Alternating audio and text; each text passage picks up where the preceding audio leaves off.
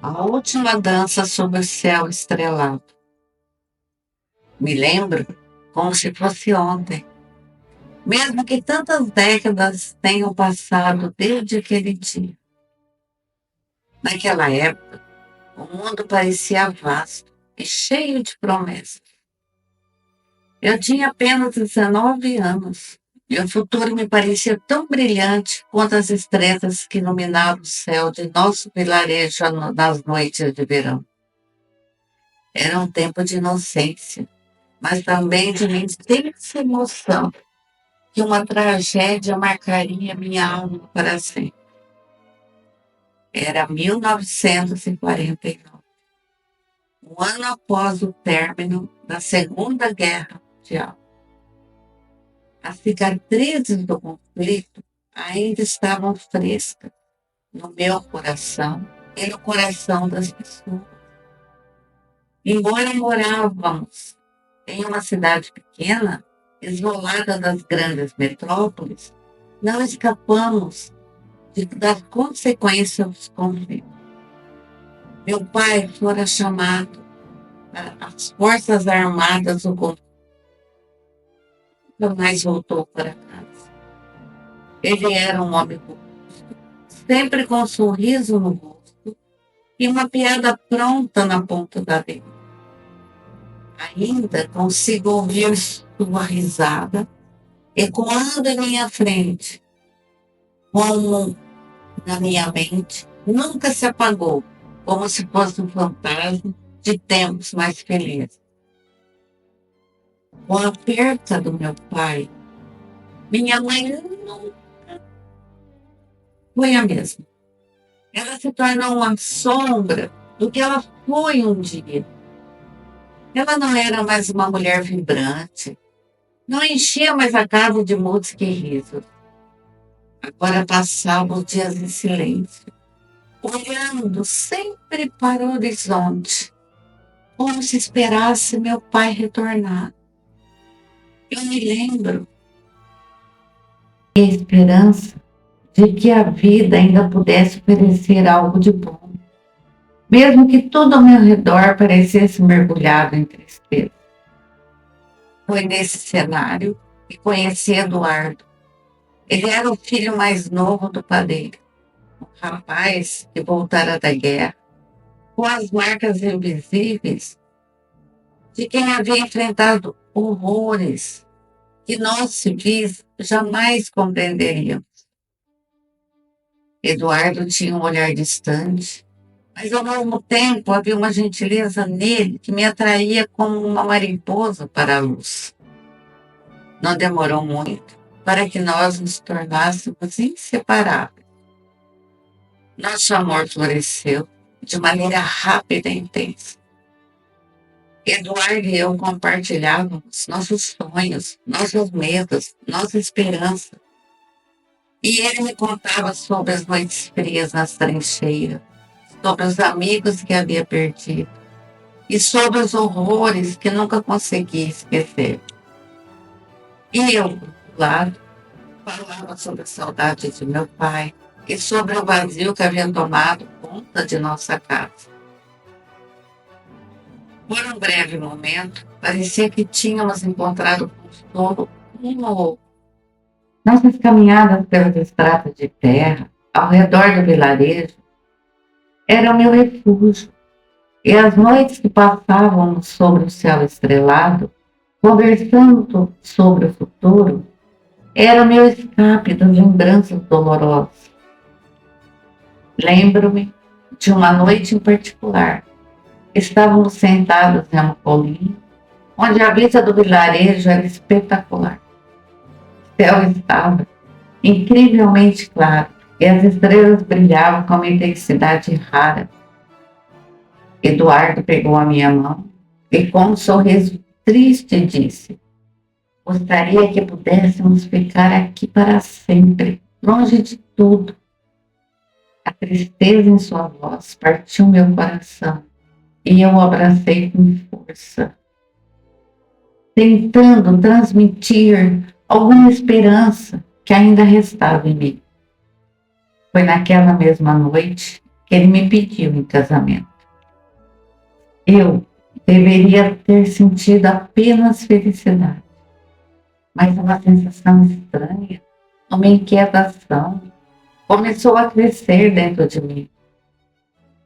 Talvez fosse o conhecimento silencioso que algo estava para mudar, algo que eu não poderia impedir. Nos casamos, alguns meses depois, em uma cerimônia simples na igreja local. Minha mãe, que parecia ter encontrado algum consolo no fato que eu estava seguindo em frente, sorriu pela primeira vez em anos. Eu, por minha vez, estava cheia de um misto de felicidade e de temor, como se pressentisse que aquele momento de alegria não duraria. Os primeiros meses de nosso casamento foram como um sonho. Eduardo parecia ter encontrado um pouco de paz, e a vida, apesar das dificuldades, parecia promissora. Estávamos até planejando construir uma casa nova, longe daquele vilarejo, para começar uma vida nova, longe das lembranças dolorosas. No entanto, a sombra da guerra nunca o deixou. Com o tempo, Eduardo começou a mudar. Ele se tornou mais introspectivo. Seus olhos escureciam com as lembranças dos traumas que ele nunca conseguiria superar. Ele começava a ter pesadelos gritando à meia-noite, como se estivesse à volta das trincheiras. Estava consolá-lo, mas ele se afastava cada vez mais, como se fosse capaz de aceitar qualquer conforto. A situação piorou no outono daquele ano. Eduardo começou a se ausentar por longos períodos, vagando pelas florestas, ao redor do vilarejo, como se estivesse fugindo de algo. Quando ele voltava, ele estava exausto e confuso. E às vezes parecia que nem me conhecia mais. Eu me preocupava cada vez mais, mas ele se recusava a falar sobre o que o afligia. Foi uma noite fria e tudo desmoronou. Eduardo havia saído mais cedo naquela tarde, dizendo que precisava de um tempo para si. Eu não gostei.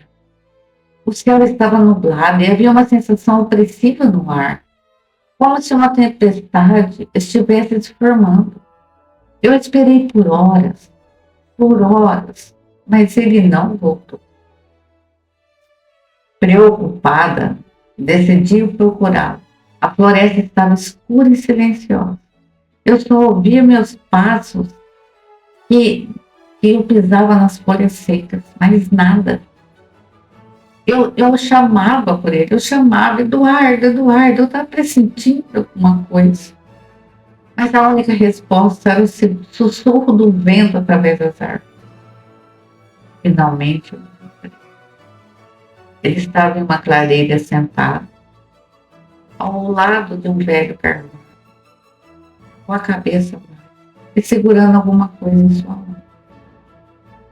Ao me aproximar, vi que era a velha bússola. Ele sempre carregava consigo o presente de seu pai antes dele partir para a guerra. Eduardo, minha voz saiu trêmula, o coração batendo forte no peito. Ele levantou o olhar, os seus olhos cheios de dor, uma dor tão profunda que parecia não haver fim.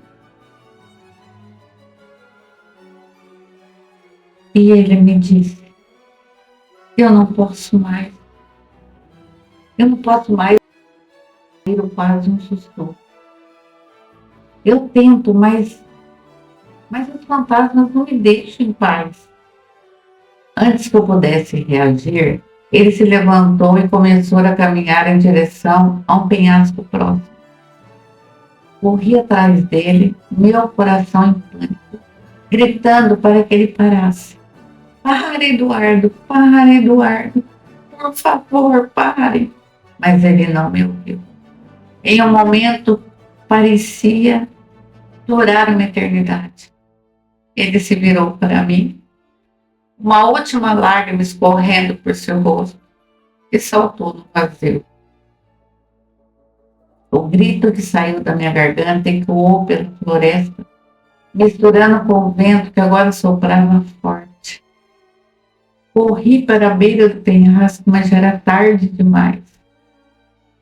Eduardo havia caído nas pedras abaixo, e a vida que eu havia conhecido estava totalmente desfeita. A partir daquele momento, o mundo perdeu sua cor. A vida seguiu em um borrão de dias verdes, mas nada parecia real. O vilarejo murmurava condolências, mas eu não ouvia nada. Minha mãe, que já havia perdido tanto, me olhava com tristeza, mas não havia mais o que pudesse ser dito ou feito. O tempo passou, como sempre passa, indiferente às dores dos meus. Mas a cicatriz daquela noite nunca se fechou. Eduardo foi enterrado no pequeno cemitério ao lado da igreja, e eu visitava sua tumba todos os dias, como se de alguma forma isso pudesse trazer-lhe algum conforto onde quer que ele estivesse. Hoje, ao olhar para trás, vejo que a vida é uma série de tragédias e pequenas alegrias. Sobrevivi a Eduardo, a minha mãe e a todos aqueles que amei. E agora, com 94 anos, a memória daquela noite ainda arde em minha mente. Mas de alguma forma aprendi a fazer as pazes com o meu passado. A bússola que Eduardo segurava naquela noite é a mesma que seu pai me dera. Agora repousa ao lado da minha cama. Sempre que pego, sinto uma conexão com ele. Como se, apesar de tudo, ainda estivéssemos juntos sobre o mesmo céu estrelado, dançando uma última dança que nunca terá fim.